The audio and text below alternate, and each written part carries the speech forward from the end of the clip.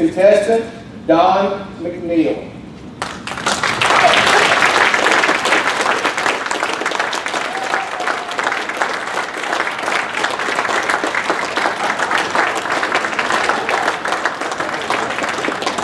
To get along, I go along.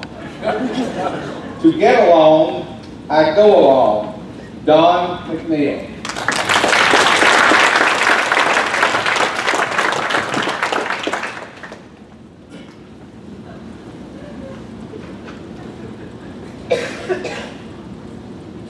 I'm not dressed like this just to be eye candy.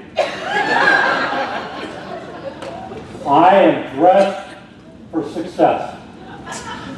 My theory of marriage is you have to pick your battles carefully, like any other conflict. To get along, I go along. Mr. Contest Master, fellow Toastmasters, honored guests, and one more person. Is there anyone in the room currently married to me? My wife Carolyn, right here. Thank you. Now I can talk. There's a word that describes people who are right all the time. The word is lonely. I'm trying to avoid that. These pajamas were a gift from my grandchildren, Benjamin and Caroline. My grandchildren are of fixed income. They get money on their birthdays, and they find coins in my couch. That's why I only received the bottoms. The other grandfather received the top.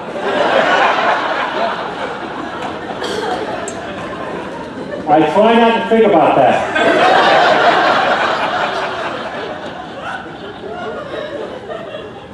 Now, Carolyn says that any time the grandkids spend the night, I should wear these pajamas. To get along, I go along. The television remote was invented in 1956. So I've been using one of these for a long time. But when I got married, I realized I was using it incorrectly.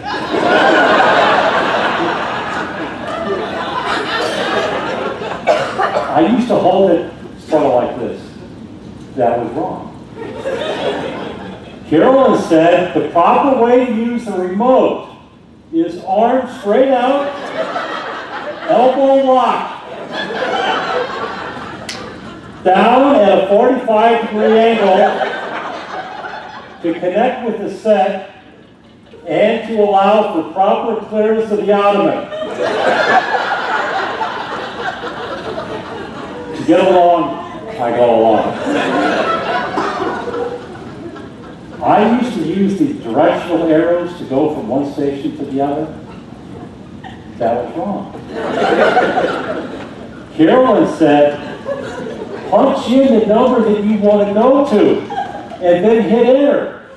She assured me that by doing it that way, I'll save 3 seconds every time. And I can tell you that when I'm relaxing in my lazy boy recliner, every second counts.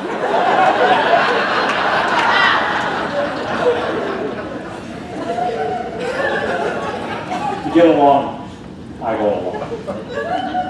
Now, there's one rule in my house that can never be violated. There are no exceptions. Some of you know this. No one's allowed to wear shoes. It's Carolyn's rule. I'm in charge of enforcement. My wife would never tell anyone to take their shoes off. She doesn't want to be rude. That's my job.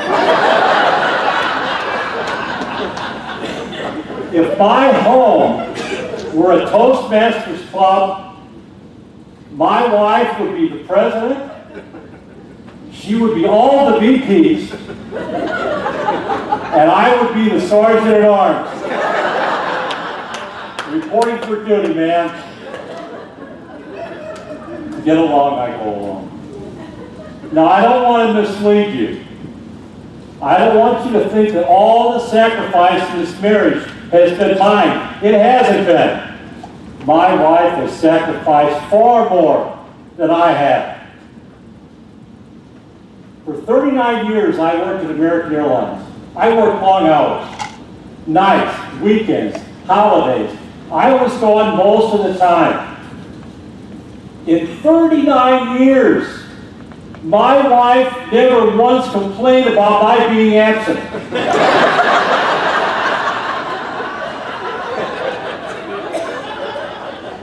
She embraced my absence. Finally, after 39 years, I retired.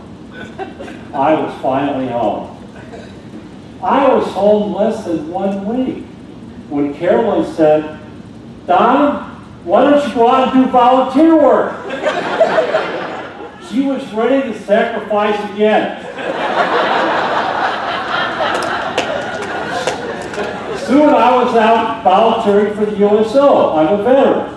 I was gone 40 hours a week. She supported that. Never complained. And then finally, I joined Toastmasters. Carolyn wasn't interested in Toastmasters, but she supported me. She went to the Toastmasters website, and she said, "Don, you can join more than one club."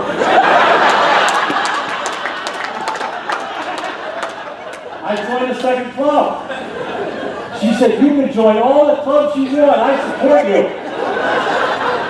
I joined a third club. She said, "Look, they have officers. Why don't you be an officer? Then you can go for more training and classes and conventions, and I support every bit of that." There's no end to what this woman will do to support me.